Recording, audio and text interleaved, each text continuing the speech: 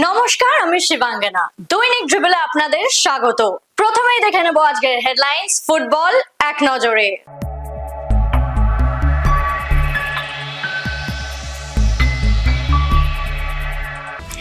জয়ের স্মরণীতে নর্থ 24 পরগনা, ঘরের মাঠে হার সুন্দরবনের। সুপ্রিম কাপ জিতল ঝাড়গ্রামের স্কুল, চ্যাম্পিয়নের আশা ছিল বলছেন জয়ী কোচ। ভালো খেলতে পারেনি বলছেন বিজিত কোচ। ভারতের জার্সি পরার স্বপ্ন মুচিরামের। টুর্নামেন্ট সফল হওয়াতে খুশি সংগঠকরা। চলে আসি বিস্তারিত খবরে। বিএসএল এ জিতলো নর্থ 24 পরগনা এফসি। আজ মেদিনীপুরের অরবিন্দ স্টেডিয়ামে তারা 2-1 গোলে হারালো এফসি মেদিনীপুরকে। ঘরের মাঠে হার সুন্দরবন বেঙ্গল অটো এফসির। আজ ক্যানিং স্টেডিয়ামে তারা 0-1 গোলে হেরে গেল বর্ধমান ব্লাস্টার্সের বিরুদ্ধে। রাজ্য আন্তঃজেলা স্কুল ফুটবলে সুপ্রিম কাপের চ্যাম্পিয়ন হলো ঝাড়গ্রামের মানিকপাড়া বিবেকানন্দ বিদ্যাপীঠ। আজ ব্যারাকপুর স্টেডিয়ামে তারা 6-2 গোলে হারালো দক্ষিণ 24 পরগনার ঘাসিয়ারা বিদ্যাপীঠকে।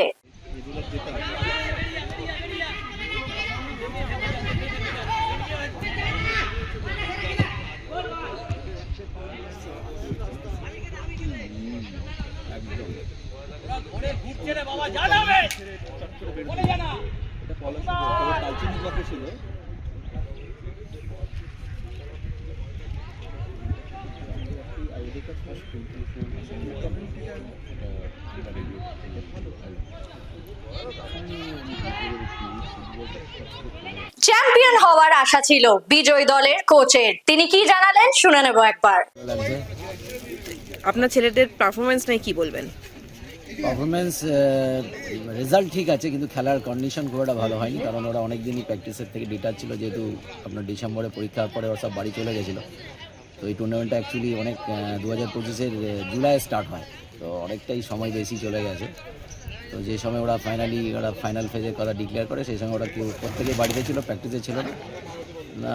সেই তুলনায় আমরা মোটামুটি চ্যাম্পিয়ন হয়েছি। আশা ছিল প্রথম থেকেই চ্যাম্পিয়ন হবো, কিন্তু ওদের খেলাটা একটু বেটার হলে আর একটু ভালো লাগতো আর কি। অনেকগুলো প্লেয়ার দেখলাম খুব ভালো খেলেছে, তো এদের ভবিষ্যতে কি পরিকল্পনা করছেন? ভবিষ্যৎ বলতে এরা জাস্ট এখন তো বেসিক লেভেল, এরা প্র্যাকটিস চলছে কন্টিনিউ। আমরা লাস্ট 4টে আমরা স্টেট চ্যাম্পিয়ন হলাম। সুব্রত কাপে পরপর 3 বছর আমরা হ্যাট্রিক করেছি। আমরা বেঙ্গল চ্যাম্পিয়ন হয়ে ন্যাশনালে গিয়েছিলাম। তো ন্যাশনালেও আমাদের রেজাল্ট খারাপ না, আমরা গ্রুপ লিগ থেকে মানে চ্যাম্পিয়ন হয়ে আবার নকআউট পর্যায়ে আমরা সেমিফাইনাল এবং কোয়ার্টার ফাইনাল অবধি খেলে এসেছি ন্যাশনালে। আর এরপরে একটা সিধুমানু টুর্নামেন্ট হয়, যেটাও গভর্নমেন্টের টুর্নামেন্ট, পাহাড় ভার্সেস জঙ্গলমহল 8টা জেলা নিয়ে হয়েছিল, সেখানেও আমরাই চ্যাম্পিয়ন হয়েছিলাম। তো কন্টিনিউ এখন 3-4 বছর ধরে আমরা মোটামুটি আন্ডার এজের টুর্নামেন্টগুলোতে আমরা এখন বেঙ্গল চ্যাম্পিয়ন। এটাই একটা ভালো খবর আমাদের এই জঙ্গলমহলের ছেলেদের। তো আমরা এই পারফরমেন্সের জন্য আমাদের এদিকে প্রচুর ছেলে ফুটবল খেলছে, বিভিন্ন জায়গায় কোচিং ক্যাম্প গড়ে উঠছে। প্রত্যেকেই চাইছে যাতে আমাদের মতো ওরাও যাতে একটুখানি চারিদিকে পাবলিসিটি করতে পারে, এরকম একটা ওদের মধ্যে চলে এসছে। এটাই সবথেকে বড় পাওনা, যে ছেলেদের মধ্যে ফুটবলটা ঢোকাতে পেরেছি। আর আইএফের এই উদ্যোগকে নিয়ে কি বলবেন? আইএফের উদ্যোগ, আমরা এই ফার্স্ট টাইম আইএফের টুর্নামেন্ট খেললাম। আইএফে অনেকদিন কোনো টুর্নামেন্ট করেনি, আন্ডার যে টুর্নামেন্টগুলো হয়। তো খুবই ভালো লাগছে। আর তাকে অ্যাসোসিয়েট করেছে সুপ্রিম নলেজ অফ ফাউন্ডেশন, ওনাদের যে অ্যাসোসিয়েশনকে আমাদের স্কুলের তরফ থেকে অশেষ ধন্যবাদ। আমরা চাই আগামী দিনে ওনারা এই খেলাটা ধরে রাখুক। ছেলেরা খুব আন্ডার এজের সাধারণত টুর্নামেন্ট কম হয়, সেক্ষেত্রে ওরা একটা প্ল্যাটফর্ম পাবে খেলার। আর এদের যারা জুনিয়র যারা উঠে আসবে তারাও একটা খেলার সুযোগ পাবে। আর এদের আমি ভবিষ্যতে অবশ্যই আশা করি বেশ কিছু প্লেয়ার ভবিষ্যতে একটু উচ্চমানের খেলতে পারবে, যদি ওরা ধরে রাখতে পারে বা এরকম যদি ওদের ডেডিকেশন থাকে। এটাই আর কি। Thank you. ফাইনালে হারের পর কি বলছেন বিজিত দলের কোচ শুনে নেব একবার। সবাই দেখেছেন 3-3টে ওপেন নেট মিস হয়ে গেছে। তো তারপরে ছেলেরা মোরাল ভেঙে পড়ে, তো সেখান থেকে টিমকে চার্জ আপ করতে কিন্তু ওদের যে কটা হয় সব কটাই গোল হয়ে যায়। সেটা কপাল, একটা ব্যাড লাক, বাড়ে লেগেও ফিরে আসে। তো কিছু বলার নেই। হ্যাঁ, ভালো খেলা হয়েছে, আরও ভালো খেলা হতো, বেটার লাক হলে, মানে লাকটা খারাপ ছিল, খেলাটা একটু আমাদের খারাপ হয়ে গেছে ওই জন্য। কিন্তু সারাক্ষণই বল আমাদের পায়ে ছিল, কিন্তু গোলটা হয়নি এই যা। আর এই সুপ্রিম কাপ নিয়ে বলবো, বহুদিন ধরে চলছে, জুন মাস থেকে খেলা চলছে, আজ পর্যন্ত প্রায় 6-7 মাস ধরে খেলাটা চলছে। তবে এখানকার আয়োজন, ওখানে যিনি এই নর্থ চব্বিশ পরগনার পৃথ্বী স্যার যিনি আয়োজন করেছেন, ভাদুরী স্যার, এনারা যথেষ্ট মানে অনেক অনেক অনেক ভালো আয়োজন করেছেন। আমাদের মানে কিছু বলার নেই, এমনি আয়োজন নিয়ে কোনো কিছু বলার নেই। আর খেলার কথা যদি বলেন, খেলার কথা ব্যাড লাক, পরের বার নিশ্চয় চেষ্টা করবো আমরা। Thank you. ফাইনালে তার হ্যাটট্রিকে জয় পেয়েছে স্কুল, ম্যাচে সেরাও হয়েছে সে। ছোট ছেলেটির স্বপ্ন ভারতের জার্সি গায়ে চড়ানোর। কি বলছে সে একবার শুনে নেব। ম্যান অফ দ্য ম্যাচ এবং চ্যাম্পিয়ন, কেমন লাগছে বল? খুব ভালো লাগছে। তো কতটা তোকে কোচরা, স্কুলের যারা আছেন, টিচাররা অনুপ্রাণিত করেছে? কতটা পাশে থেকেছে সবাই? অনেক পাশে, আর ফ্যামিলি কতটা সাপোর্ট করেছে? অনেক সাপোর্ট করতাম আমি। তো ফেভারিট প্লেয়ার কে তোর? সুনীল ছেত্রী। তো কি খেলতে চাস, মানে ইন ফিউচার কোথায় যেতে চাস, কোথায় দেখতে চাস নিজেকে? ইন্ডিয়া খেলতে চাস? হ্যাঁ, দেখুন আর আজকে খেলা কেমন লাগলো? আজকে খেলা খুব ভালো লাগলো। চলে আসি পরের খবরে। রাজ্য জুড়ে প্রায় 7 মাস ধরে চলা সুপ্রিম কাপের অবশেষে জবনিকা পড়লো।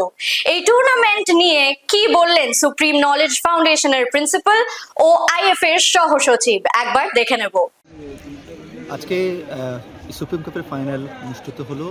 আইএফএকে অনেক ধন্যবাদ যে আমাদের বাংলা ফুটবল, আমরা জানি যে কলকাতা শুধু নয়, কলকাতার সাথে সাথে জেলা স্তরের যে সমস্ত স্কুল আছে সেগুলোর কাছ থেকেই হচ্ছে নতুন প্রতিভা উঠে আসবে। কারণ আমরা যদি বলি যে মাইন্ড, প্রতিভার মাইন্ড, সেই সমস্ত প্রতিভা মাইন্ডগুলো লুকিয়ে আছে কিন্তু এই বাংলার যে জেলার এই স্কুলগুলো থেকে। তো আমি আইএফএকে ধন্যবাদ জানাবো এবং ধন্যবাদ জানাবো আমাদের সুপ্রিম নলেজ ফাউন্ডেশনের চেয়ারম্যান শ্রী বিজয় গুহ মল্লিককে, যিনি চেয়েছেন যে এগিয়ে আসতে আইএফএর সাথে হাত মিলিয়ে এই সুন্দর প্রতিযোগিতা করার জন্য। প্রায় 6 মাস ধরে এই সুপ্রিম কাপটা হচ্ছে এবং বাংলার বিভিন্ন প্রান্তে, বিভিন্ন ডিস্ট্রিক্টে, একদম হিমালয় থেকে শুরু করে সুন্দরবন অবধি, এইদিকে কলকাতা থেকে শুরু করে ওদিকে পুরুলিয়া অবধি সমস্ত জায়গাতে এই সুপ্রিম কাপের খেলা হচ্ছে, ছেলেরা খেলেছে এবং আইএফএর ভাইস প্রেসিডেন্ট সবাইকে অত্যন্ত ধন্যবাদ যে ওনারা এইটাকে করেছেন। আশা করব যে নবীন প্রতিভা উঠে আসছে তাদেরকে আরও এগিয়ে নিয়ে যাওয়া হবে, তাতে আইএফএ সাহায্য করবে এবং আমরাও চেষ্টা করব আইএফএর সাথে ভবিষ্যতে থাকার জন্য। আগামীকালের খেলা বিএসএল হাওড়া স্টেডিয়াম দুপুর 1টা, হাওড়া হুগলি ওয়ারিয়র্স বনাম কোপা tigers Birbhum. Kanyashree cup premier B HB block মাঠ, দেবাঞ্জন এসজিএ ইনভেনশন এফসিসি বনাম ইউথ ফুটবল WA। ম্যাচ শুরু দুপুর 1:30টায়। এখন সময় ফুটবল কুইজ মগজাস্ত্রের। প্রথমেই দেখে নেব গতকালের প্রশ্নের সঠিক উত্তর। আমাদের গতকালের প্রশ্নের সঠিক উত্তর হলো 2020-21 সালে। এই প্রশ্নের সঠিক উত্তর দিয়েছেন ফেসবুক পেজে পঞ্চানন দত্ত ও ইউটিউবে আখতার হোসেন ও রৌনক সাহা। আপনাদের অনেক অনেক ধন্যবাদ। চলে আসি আজকের প্রশ্নে। অকাল প্রয়াত এক দিকপাল ফুটবলার সুদীপ চ্যাটার্জি, আপনারা কি জানেন তার ডাকনাম কি ছিল?